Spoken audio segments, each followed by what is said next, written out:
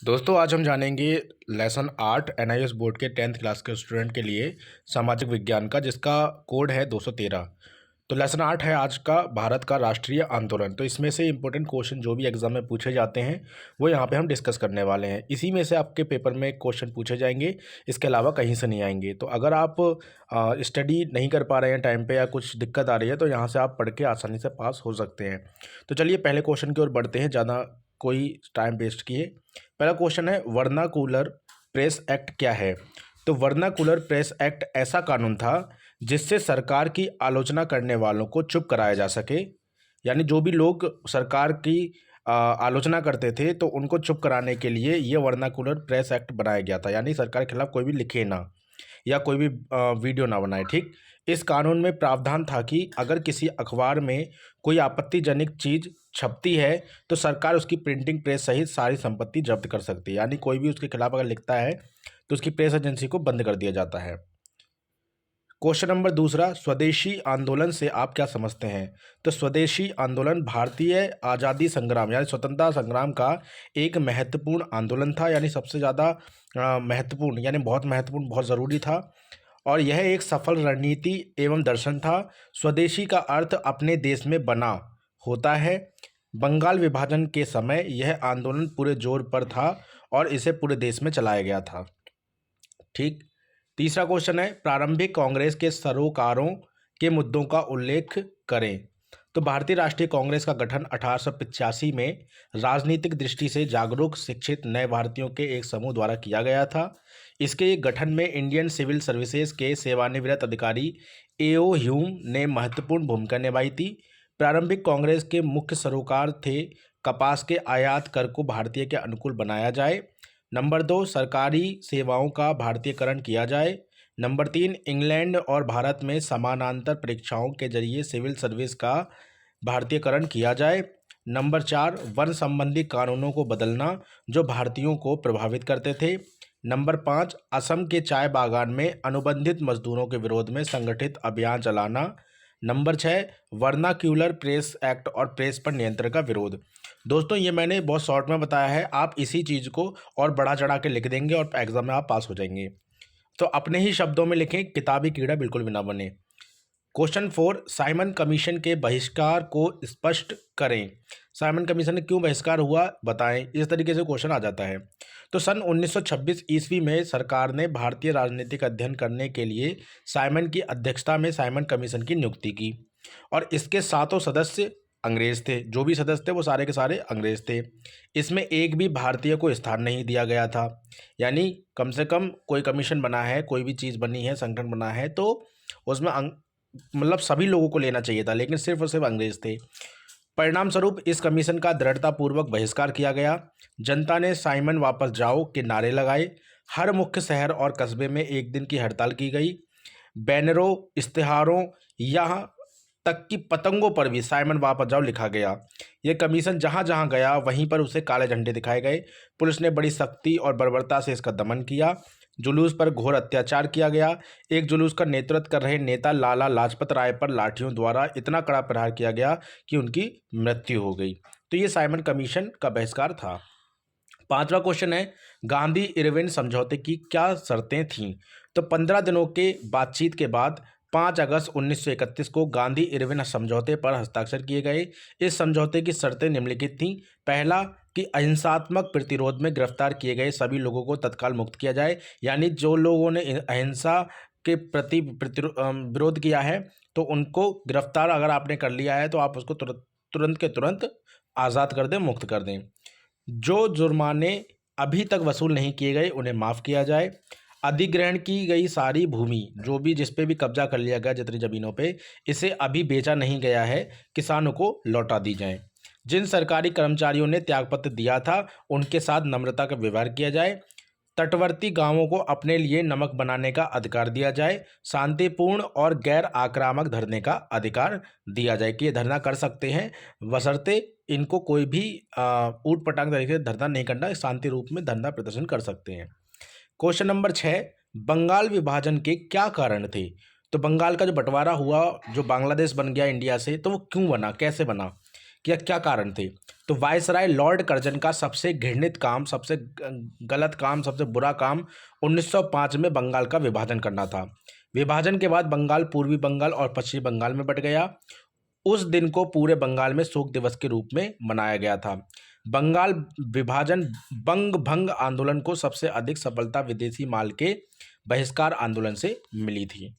Question number 7, Bharat छोड़ो आंदोलन का क्या महत्व है?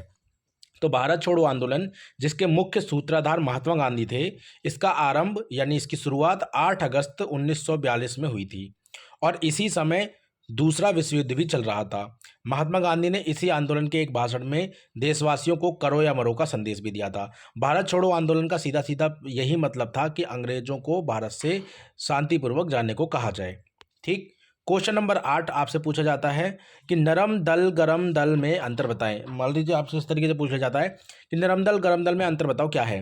तो 1885 से 1905 तक भारतीय राष्ट्रीय आंदोलन की बागडोर कांग्रेस के उदारवादी दल के हाथ में थी और 1905 ईस्वी से भारतीय राष्ट्रीय कांग्रेस का दूसरा चरण प्रारंभ हुआ, जिसे उग्रवादी युग यानी कि गरम दल कहा गया, जो मतलब बहुत ज़्यादा गरम तरम थे, मतलब बहुत ज़्यादा विरोध करने वाले थे, बहुत ज़्यादा मतलब ठंडे तरीके से बात नहीं कर सकते, शांति से बात नहीं कर सकते थे।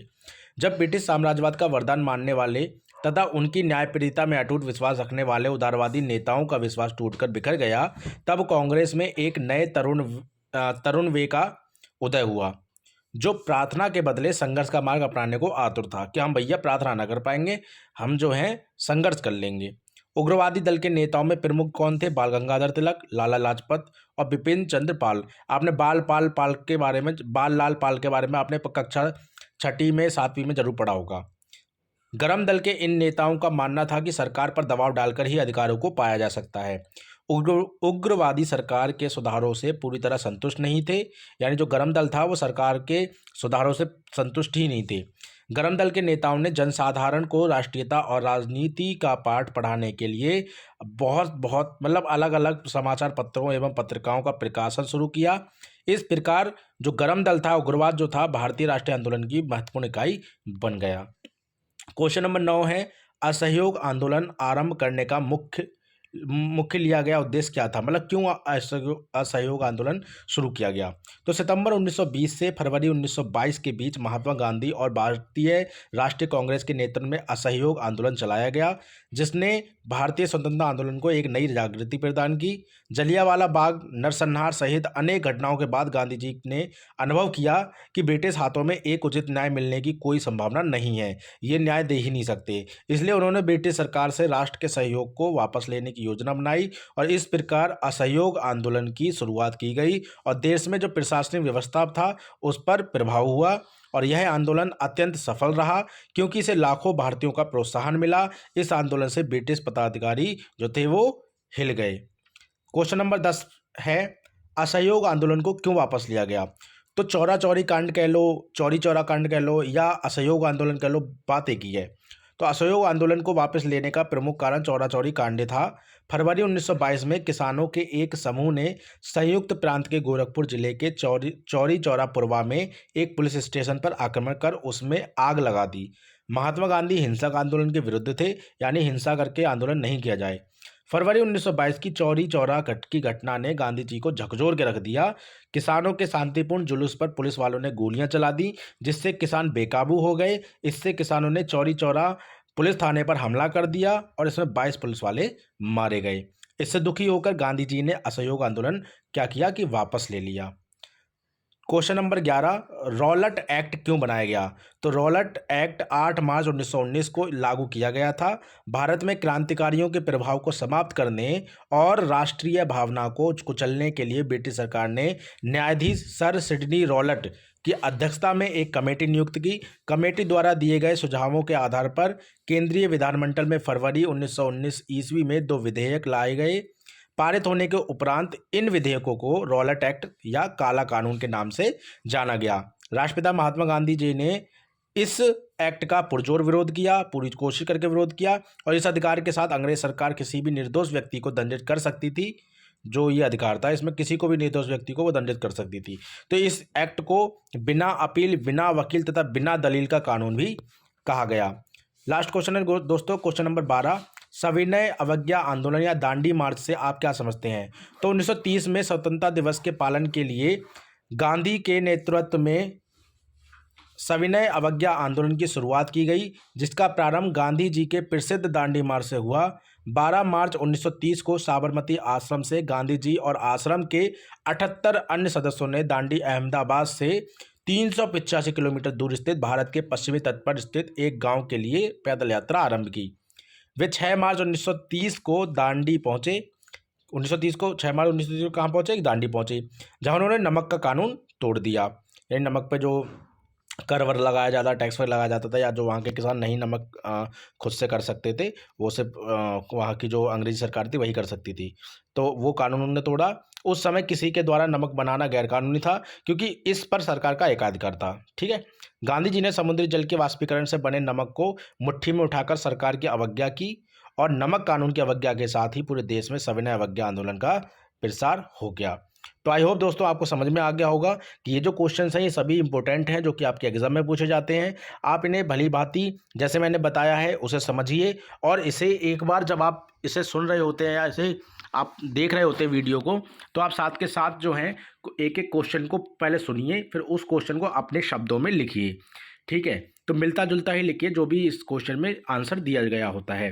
तो इससे क्या होगा, आपको ज़्यादा से ज़्यादा मार्क्स मिल जाएंगे। देखिए, कोई भी चीज़ का रट्टा मत मारिए, रट्टा मारेंगे तो आप क्लियर नहीं कर पाएंगे। ठीक है। तो आई होप कि आपको मार्क्स अच्छे मिलेंगे, क्योंकि ऑलरेडी लोगों को अच्छे मार्क्स मिले हैं। सो वीडियो को लाइक कीजिए, चैनल को जरूर सब्सक्राइब कीजिए अगर आप और भी सब्जेक्ट की वीडियो देखना चाहते हैं तो। Thank you so much for watching this video.